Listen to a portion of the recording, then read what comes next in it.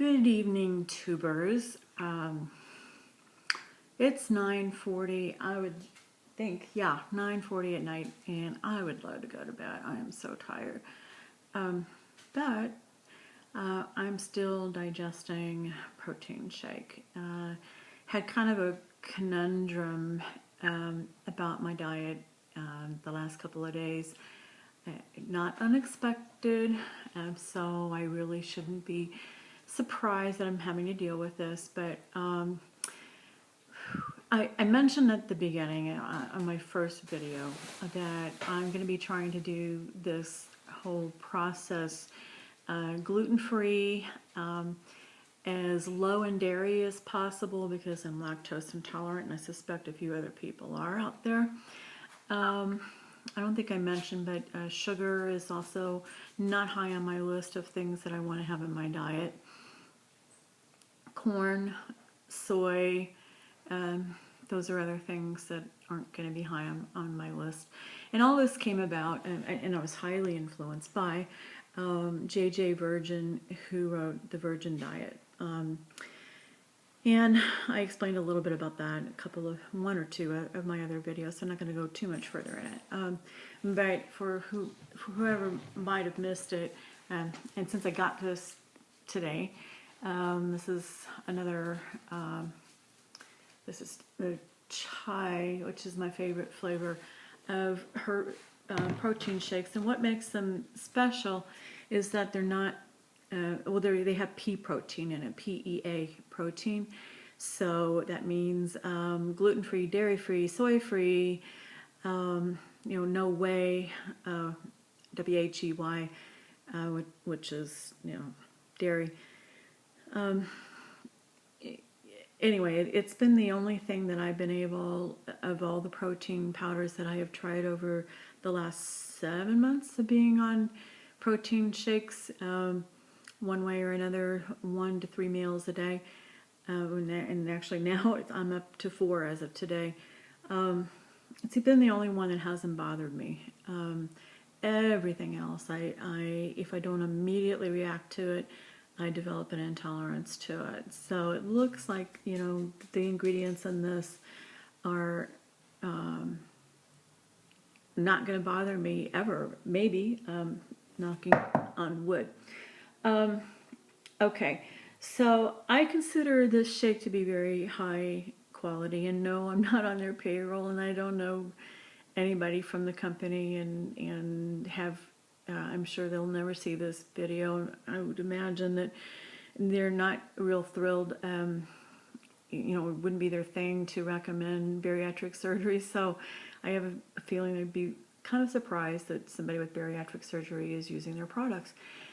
Anyway, having said all that, where was I going with this? Well, what happened in the last few days is, in an effort to beef up my protein and still keep my fluids up, I added milk, cow's milk, to my shake, and I've had a couple of meals where I've had the Faye, or F-A-G-E, Faye, phage. I've heard it pronounced a lot of different things. I'm just going with the pronunciation of someone who told me they were familiar with Greek.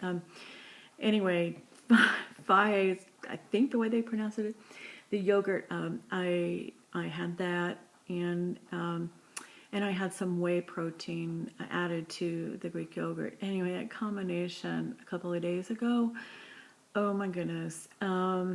I have not been feeling well for 3 days. I haven't really said much about it in my videos. I keep worrying that Mom's going to see this and get all worried and be all upset. And Mom, if you're watching this, I'm okay tonight. Thumbs up. So I'm past that. But what I've had to do is to switch back to drinking nothing but the protein powder that I started with, and that's the Virgin shakes.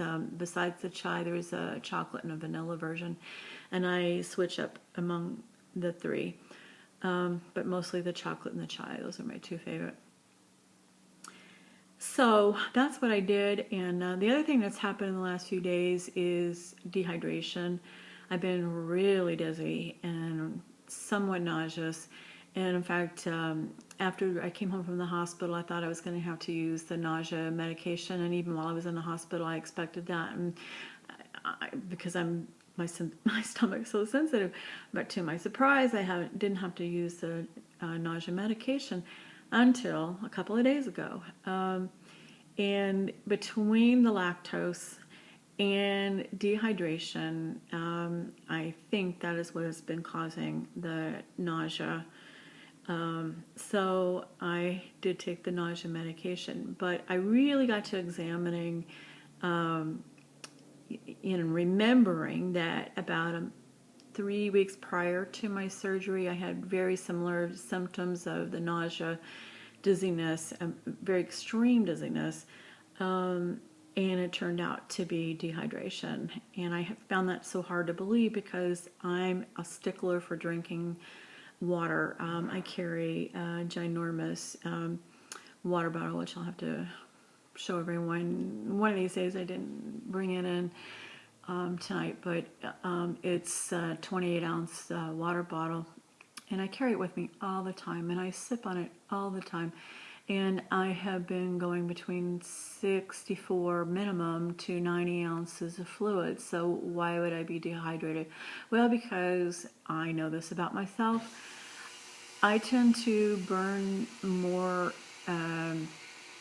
up more fluids than the average bear, and that's without literally breaking a sweat. I somehow manage to disperse water off my body one way or another in an incredible pace. I have, back when I was cycling regularly, I could drop 7 pounds in an hour and a half cycling trip. So yeah, I guess I was dehydrated. So in order to get all the protein in without adding milk, and yeah, because I could try lactose-free milk. That might be something I'm gonna try, but I'm a little nervous about that. I've done that before, and it wasn't my wildest thing to do. Anyway, to get all the protein in, because this the pea protein only comes in at 20. I'm reading the label. 22 grams of protein. So to get my 84 grams of protein, I have to drink 4 of these a day. And to that, I add usually 12 ounces of water, a combination of water and ice. So that's 48 ounces there. So I still need to get down another 48, probably, well, 30 to 48 ounces of fluids, most likely to avoid this dehydration problem. So how do I know that I'm dehydrated? Here's how I go about doing it. I look to the urine. If it is dark, obviously you're dehydrated. If it is even yellow, like lemon yellow, for me, that is still at least borderline dehydration. So I try to get enough fluids in to where it's almost clear. That's an ideal. I can almost never reach that, because for me, that's probably 110, 120 ounces. That's if I'm not having any activity and it's not hot. Well, this is Southern California, and today I went to physical therapy. Yay, it's nice to getting back. And so sure enough, I know I'm going to need to have more than 80 ounces that I've already had today of fluids before I go to bed. So I'm going to be up a little while, just sipping, having more fluids. So that's what I'm going to do. Now, about the physical therapist, I think I'm going to need to devote more time, maybe tomorrow, on that. But it was good to be back. I was thrilled to be doing circuit training with her, and my idea is to be in there 3 times a week. I have a whole lot of sessions that have been approved by my health insurance for rehab, and going to use it in a way that will double as some of my workout time. And what I want to do is establish as firm a pattern as I can get before I go back to work of at least 3 times a week of doing workouts. I have a lifetime membership at 24 Hour Fitness Gym, and I do want to get back to the gym. I'm not sure when I'll actually be back in the gym itself. Right now, though, I'm spending the time, and it's anywhere from 1 to 2.5 hours per session with the physical therapist. So it's, not just a little rinky-dink thing that I'm doing with her. It's a lot of intense work. Now, by intense, look, I used to do triathlon training, and even more intense, I used to row crew on a river, which twice a week, right, I wish, no, I don't wish, I enjoyed it. Twice a day I used to row, and I used to burn up 4,000 calories or more with those workouts, and then bike to the boathouse and bike home, and and then run and swim. So yeah, I've been known to be intense before, and this was all in my upper 40s, early 50s, by the way. Not when I was a kid. I was so not an athlete. It's never too late, by the way. Anyway, it was good to be back, even though this workout pales in comparison to what I used to be doing. But you know what? This is where I'm going to have to own up again to something, and that is, here's another confession. I have been leaning on an excuse for a real long time of why I'm obese, and that is genetics.